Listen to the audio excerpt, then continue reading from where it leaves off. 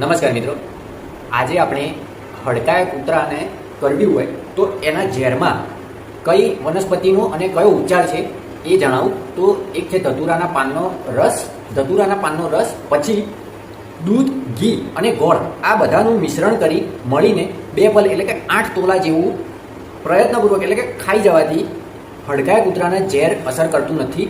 આ જે ઉપચાર છે એ કોઈ તાત્કાલિક પરિસ્થિતિમાં કૂતરું કરડ્યું હોય ત્યારે આ પ્રયોગ અજમાવી શકો છો. પરંતુ જે બી આયુર્વેદમાં કોઈ આડઅસર કે નુકસાન હોતું નથી, છતાં પણ તમારા નજીકના કોઈ વૈદ્ય હોય, આયુર્વેદાચાર્ય હોય કે આયુર્વેદના જાણકાર હોય તેમની સલાહ પછી આ બધા પ્રયોગો અને ઉપચારો કરવા. કારણ કે દરેક વ્યક્તિની પ્રકૃતિ અલગ અલગ હોય છે, વાત, પિત્ત અને કફ.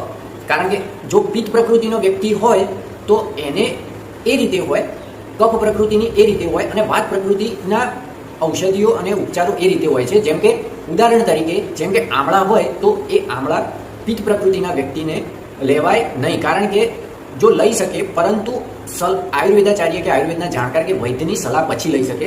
કારણ કે આમળામાં વિટામિન સી હોય છે અને પિત્ત પ્રકૃતિના વ્યક્તિના શરીરમાં પણ ઘણીવાર એસિડ આ રીતે જળતો હોય છે, એટલે વિટામિન સી લેવાથી એના શરીર પર આડઅસર થઈ શકે. એટલા માટે કોઈ પણ પ્રયોગ કે ઉપચાર કરતા પહેલા નજીકના કોઈ વૈદ્ય, આયુર્વેદાચાર્ય કે આયુર્વેદના જાણકારની સલાહ લેવી કે ઉપચારની પરામર્શ કરવો ખૂબ અગત્યનો છે.